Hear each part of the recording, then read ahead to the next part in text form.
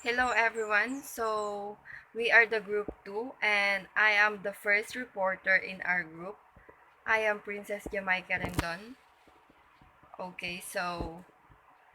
Here are the topics to be discussed. Media and culture including media and ideology, media and values, the bias of language and the bias of images, media and marginalization, media and, media and identities, media and the concept of the self, media, race and ethnicity, media, gender and sexuality, media and the family, media and migration, media and class, and media, religion and spirituality. First is the media and ideologies. Let's define ideology. What is ideology? In everyday language, it can be an insult to charge someone with being ideological. Since this label suggests rigidity in the face of overwhelming evidence contradicting one's belief. When Marxists speak of ideology, they often mean belief systems that help justify the actions of those in power by distorting and misrepresenting reality. While Ford divides Walsheim's major ideological categories in three groups. First is idiostatic group, a group that emphasizes stability of society as a central goal while allowing varying degrees of flexibility. The second one is ideodynamic group, a group that emphasizes the importance of human needs over the importance of society, again with varying degrees of flexibility. And the third one is metadynamic group. People in this group recognize that all ideologies depend on key assumptions. Each assumption brings its own constraints between groups of individuals and between individuals and societies. Studying the constraints allows insight into ways ideologies constrain freedoms. Next. The bias of language, the bias of image. The first one is the bias of language. Language, the term biased language, refers to the words and phrases that are considered prejudiced, offensive, and hurtful. Biased language includes expressions that demean or exclude people because of age, sex, race, ethnicity, social class, or physical or mental traits. Stereotype language. Stereotype language is any that assumes a stereotype about a group of people. According to Postman, here are the possible principles of analytical equipment that a viewer must have. Whatever anyone says something is, it isn't. What it means is that there is a difference between the world of events and the world of words about events. Second, language operates at various levels of abstraction. This means that there is a level of language whose purpose is to describe an event. There is also a level of language whose purpose is to evaluate an event. Even more, there is a level of language whose purpose is to infer what is unknown on the basis of what is known. The third one is almost all words have connotative meanings.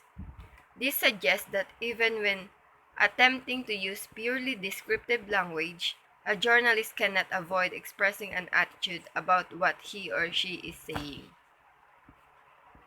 Language and culture.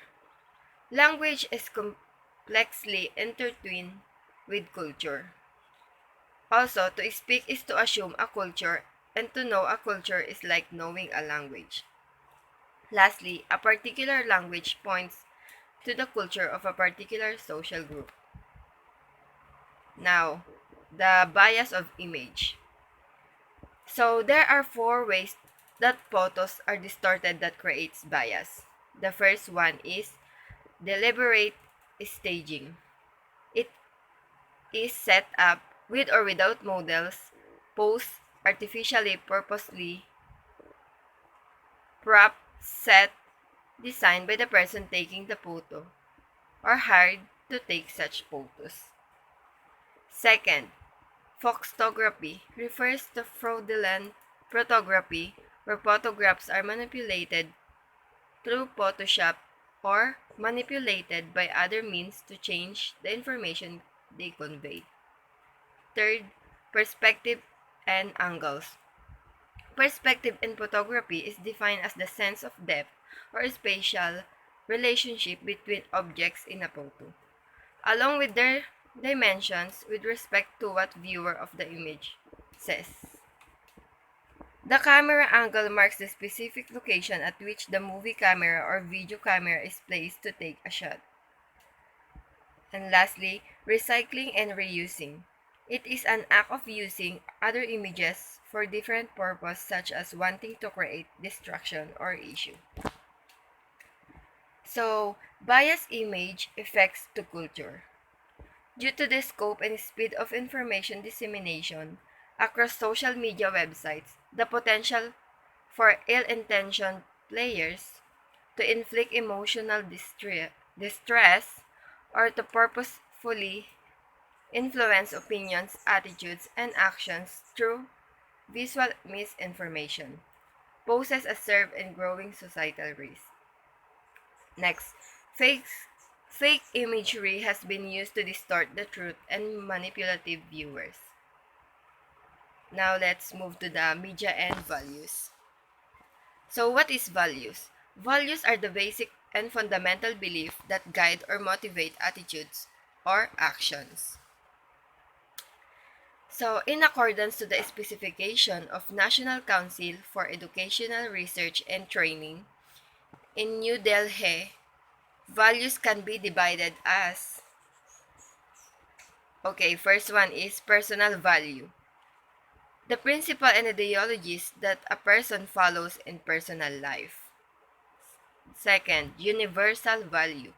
Principle, principles that all people across the planet are expected to adhere. Next, human value. Principles and ideologies that are basic to human nature to make their smooth and happy. Next one is religious value. Persons believe in a particular thought which is a guide for reasoning between good and happy. Civic value. Principles which guide in the do's and don'ts of the citizens. Moral value, character value. Principles and directives which enable us to follow the correct and right path. Okay, and spiritual values. Principles which give directives to follow a faith in some philosophical thoughts. Okay, next one. National value, political value. Principle which encourage a person to imbibe the feelings of patriotism and national integration. Social value. Principles and ideologies which encourage us to live together. And lastly is the educational value. Growth of mind, curiosity, meditation, etc. are the values which are under educational values. Okay, so values and media. In this present age, people have become dependent as well to what the media offers the moment they choose to encounter it. Majority of young people spend most of their time online, especially on different social media platforms such as Facebook, Instagram, and Twitter. A few perhaps watch TV news and teleseries. So, what is the implication of this?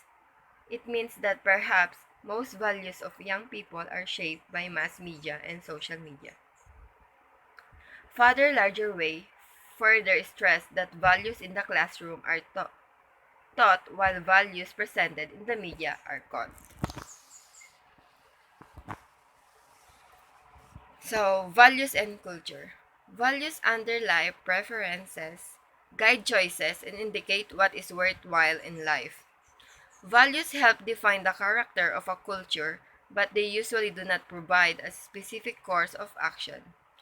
Values generally prescribe what one should do but not how to do it. Because values offer viewpoints about ideals, goals, and behaviors, they serve as standards for social life. All groups, regardless of size, have their own values, norms, and sanctions.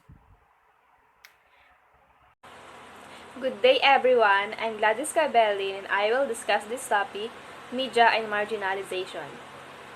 Let us define first marginalization. Marginalization, as we currently define it, is the act of relegating someone to an unimportant or powerless position, making them feel, if you will, like they're the nose squeezed into the margins of society. Marginalization means putting people into lower position, making them feel that they are not belong in society. Broad types of marginalization: social marginalization, economic marginalization, political marginalization, educational marginalization, and psychological marginalization. Marginalized individuals and groups are often politically, economically, and/or socially vulnerable, as their susceptibility to harm is greater, often due to their exclusion from critical resources. Politically, economically, and social vulnerable are mostly the marginalized groups. They are close to harm because they are lack from resources and they are excluded in society. For members of dominant groups, exposure to positive portrayals of marginalized outgroup members in the media can reduce prejudice. Such exposure is a mediated form of intergroup contact. Alport, 1954. On the other hand, marginalized groups are typically underrepresented or negatively represented. Such portrayals have negative consequences for both marginalized and dominant group members. For dominant groups, such portrayals can reinforce stereotypes and encourage negative attitudes or reinforce the perceived irrelevance of outgroups. Mastro, Lapinski, Kopax, and Bem Morowitz, 2009. For minority group members, such portrayals can reinforce a sense that their in-group is devalued. Ortiz and Bem Morowitz, 2015. Marginalization and culture. Most countries and cultures have empowered groups at one pole and impoverished groups at the other and between the two. There are graded levels of power and poverty. There are always two labels of society, rich and poor. This means that there are people who know and practice their culture. However, the ones that are known to people, like the culture of a small ethnic group, they tend to be poor in terms of their financial capabilities, economic progress, and their own set of rules to maintain their group. There are two graded levels of power and poverty. This is a saddening truth because we, as a citizen, we tend to become more into the things that are trendy. We forget those culture that is also important to give us the feeling of uniqueness in our country. The power of group comes from the culture, and the poverty, however, comes from the limited support, discrimination, and neglect from the people. There are subcultures in mainstream cultures and religions. Invariably, they are impoverished people constituting or minority groups. They suffer from economic, social, or political impoverishment and find themselves estranged from this mainstream. The subculture is a minority part of the mainstream culture. Let us say that in the mainstream, they consist of numerous people who have their own culture. Set government, many people to contribute with their own thinking. Many people practicing their own culture and have their own economic progress because of their big number of population. However, when we talk about the subculture people, they only have limited numbers of people who practice it. Their population is quite small that leads to limited manpower to constitute, enhance, and empower their own culture, economy, society, and their politics. They are deprived of the opportunity to grow mainly because of limited support of people. And also, them being a minority group, these people who practice subculture struggles to adapt and maintain that set of cultures. Hence, they tend to limit and diminish their distinct quality of their group that leads to a more degrading effect to the subculture.